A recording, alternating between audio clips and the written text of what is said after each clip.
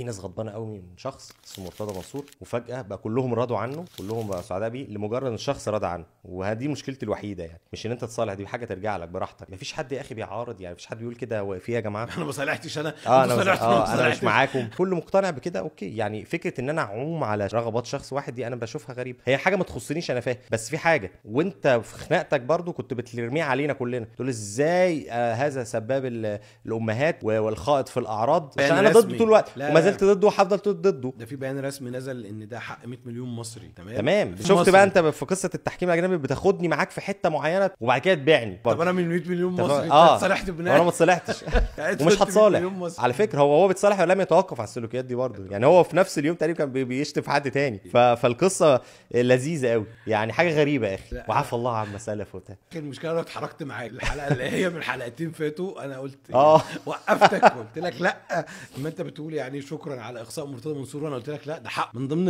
النقط كنت شايف ان ده موقف انساني محترم جدا، عدم التصالح في حقوق الاسريه حاجه دي. وانت عايز تتصالح تماما يعني، بس ما تبقاش الدنيا بتقلب سخن بارد في لحظه كده. انا موافق جدا ان كابتن خطيب يتصالح معاه براحته، دي حاجه ترجع له مش هتدخل فيه. بس هو انت كلنا تصالحنا كده يعني، هو يتصالح كلنا نتصالح، هي ماشيه كده.